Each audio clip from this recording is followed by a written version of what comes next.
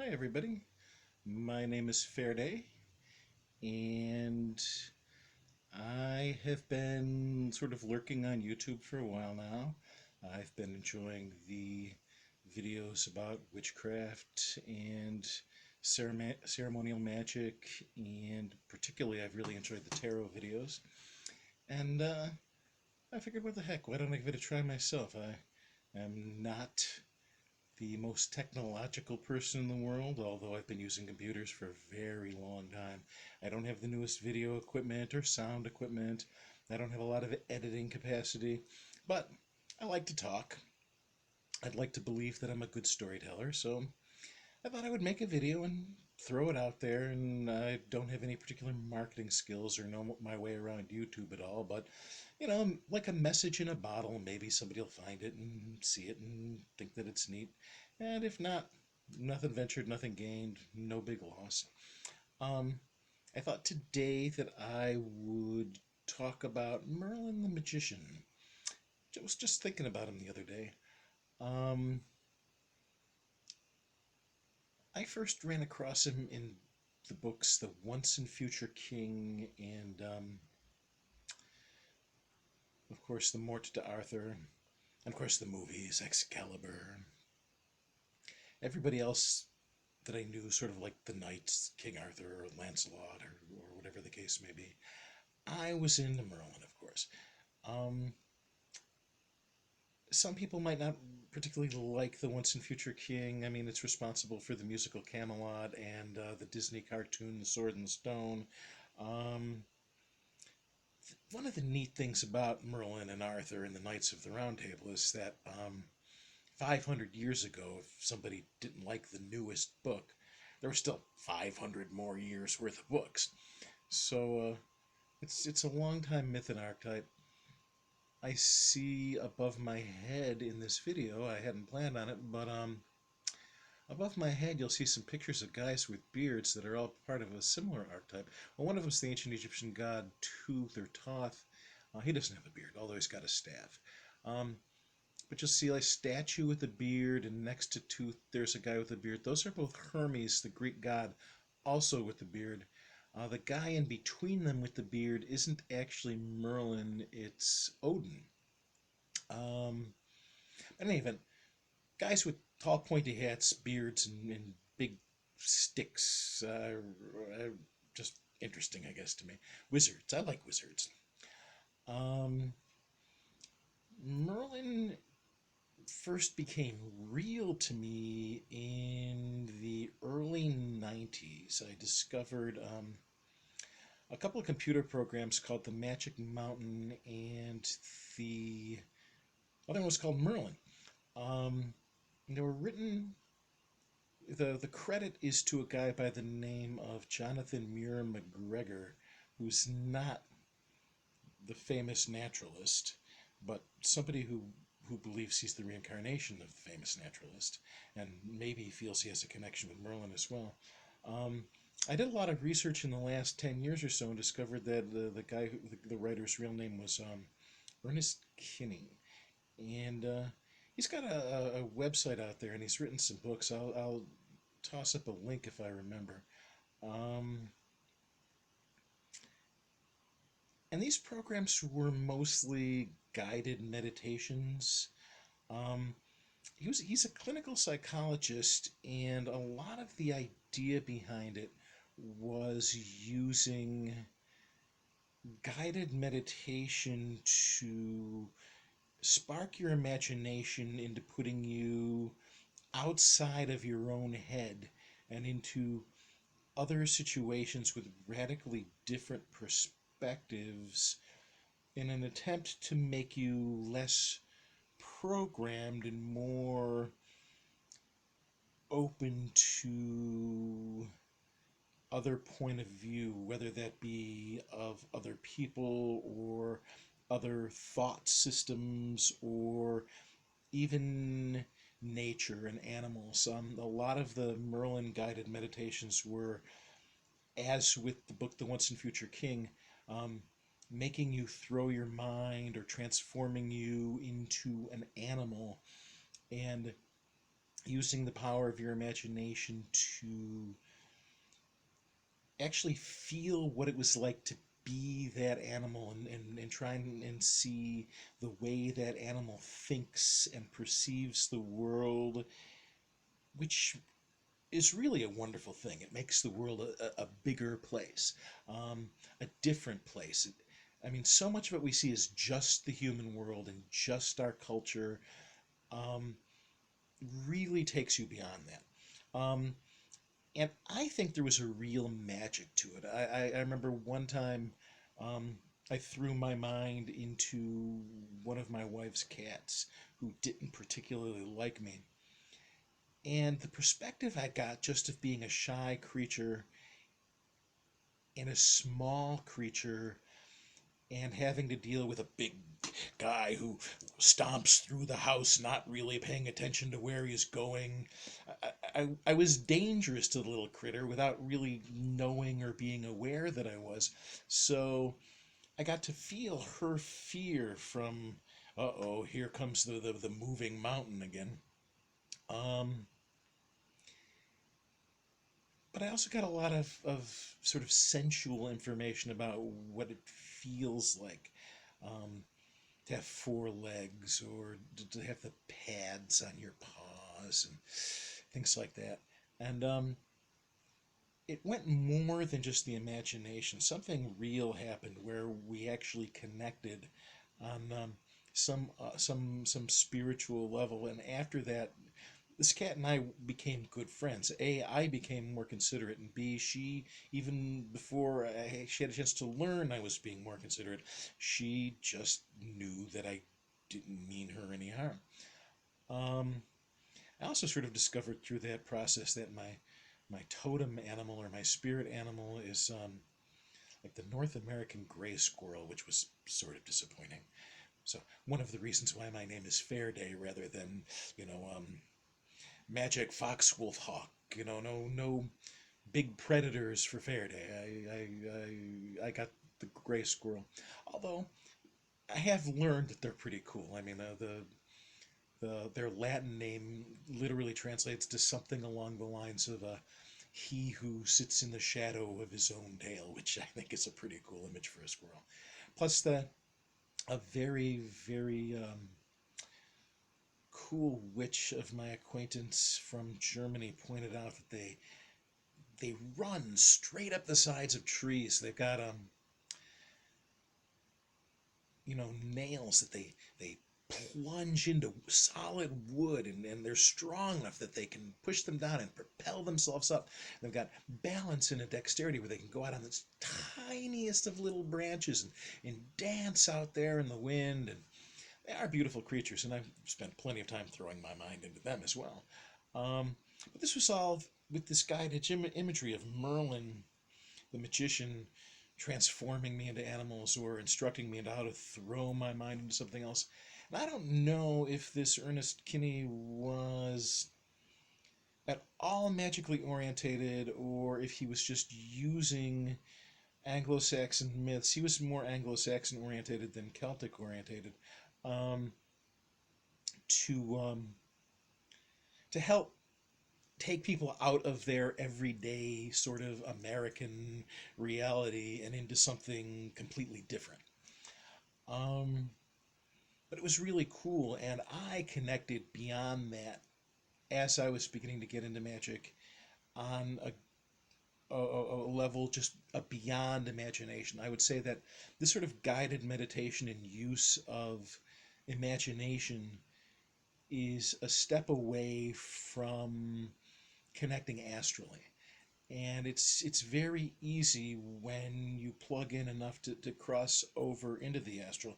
More importantly than that, um, the only way spiritual entities can communicate with you is through the imagery that's in your own brain and in your own imagination. And when you exercise it, things that is a reflection of will notice it and can use it to communicate with you, and thus I discovered that there's a real Merlin out there. Now, I don't know if he's an ascended master, or if he's, an archetype, or if there's like a real person out there who's Merlin, or if he's just an astral figure. Hard to know. I just know that there's a Merlin out there, and that over the years I've learned a great deal of lessons from him, a lot of which are through this program. What he's like, again, hard to say, but based almost entirely on the Once and Future King, he seemed to, and the sequel, the Book of Merlin, um, he seemed to be primarily concerned with justice. The the whole point of getting Arthur to look out of his perspective was to make him malleable enough so that he could see what was wrong with his culture. For example, the way they describe it in the book is that the world was basically ruled by rich, strong guys who cover themselves from head to toe in metal so that none of the not so rich and strong guys could hurt them.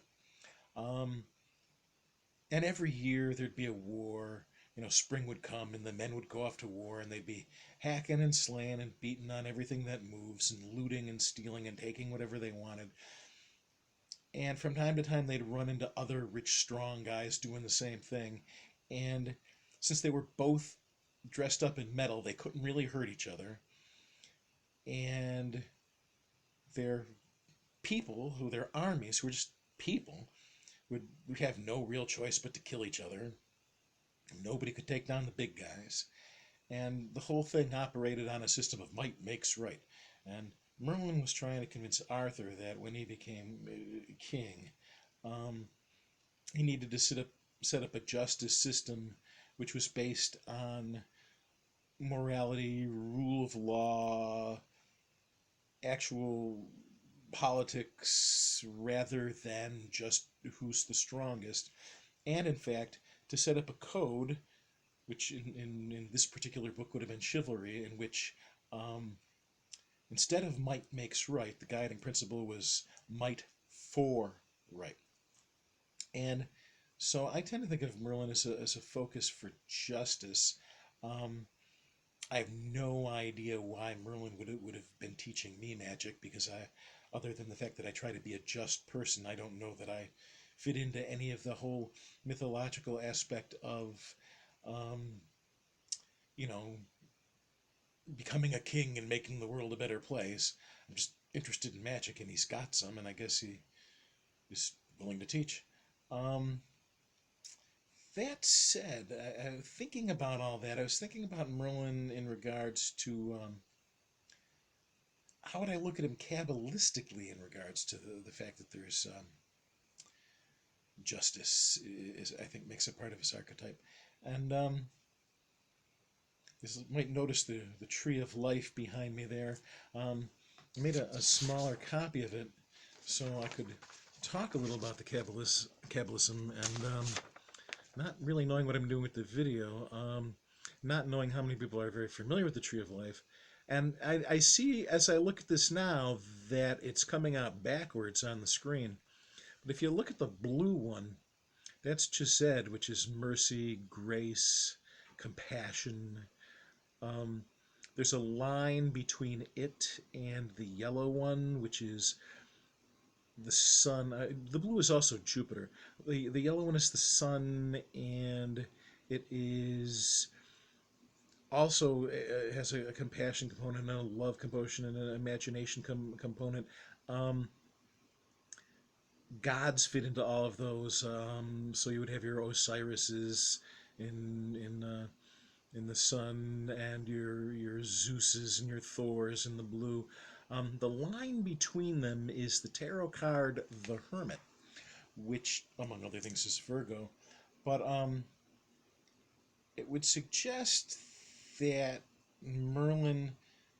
I think the Hermit looks a lot like Merlin. It goes into the whole archetype behind me of the pointy-headed guy with the long beard and the gray cloak. Odin in his guise is the Gray Wanderer, and And that was Merlin. Merlin was described as always looking like a homeless guy, and Gandalf the Grey is described the same way. That wizard archetype um, is Virgo, as in completely mentally organized, wanting to get everything right. Um, Seems to be the bringer of compassion and that whole sky storm god power to the sun, wherein it can shine and radiate to those of us looking up at it rather than stuck in the center of it. Um, that said, the whole justice thing is actually on the other side. The red is Gabura, which is Mars and severity.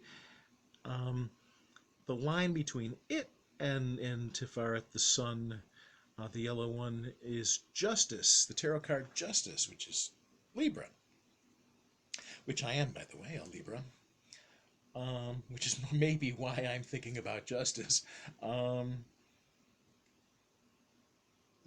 so the tarot key Justice and the tarot key the Hermit are kind of um, direct reflections of each other. I mean, Gabura and Chazed are polar opposites, but they're also reflections of each other. But what I've been thinking about as I was thinking about the topic of Merlin was that the side of the tree the red one is on is the side of the tree that is where you want to be in order to accomplish the things on the side of the tree with the blue dot. Um, and here's the thing, like the blue one, she said, Mercy. One of the magical images of it is the merciful king, and the magical image of the red one, Gabora, is the severe king who's all about power. And the Golden Dawn had a saying, which was that unbalanced mercy let evil exist in the world, and unbalanced severity is tyranny. Um, but if you take them together, it's really not possible to be a merciful king unless you have that sort of power represented by that Martian red force. I mean, how can you have mercy on somebody unless you have the ability to not be merciful to them?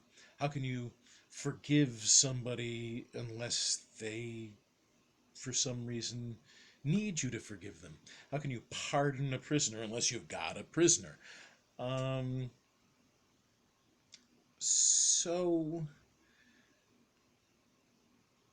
Merlin has to bring Arthur to power and has to go through the wars that bring him to power before Arthur can be the merciful king. Um, and the middle pillar, which is where the yellow dot is, should be a synthesis of everything above and above it, including the red and the blue ones. So Merlin helps to synthesize, and Justice helps to synthesize the red and the blue into the yellow, which gives us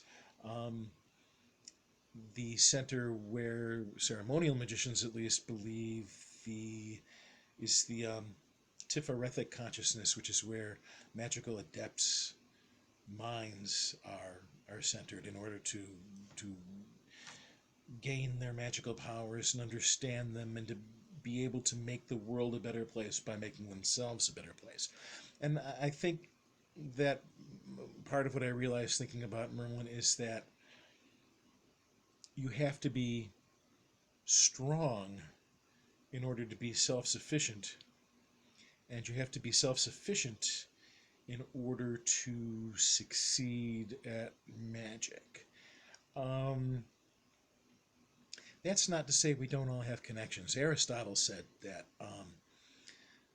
humans are a social animal, and if you find a human who is able to do without those connections, he's either a god or a monster. And while I suppose getting to godhood is part of what magic is about, being a monster is, for me at least, not an option. Um, So I relish my connections. Of course, I'm a Libra, so you'd expect me to. Nonetheless, to be strong and to be self-sufficient is to be able to be merciful. And I've been doing this for 20 minutes and I've enjoyed every second of it, and I could keep going on. So I will throw this message in a bottle out there and see if anybody's interested. And if they are, maybe I'll turn this thing on and talk some more. And if they aren't, maybe I will anyway, just because I'm a kook. Anyway, this is Fair Day. It was good to talk to you, and hope to talk to you again. Bye-bye.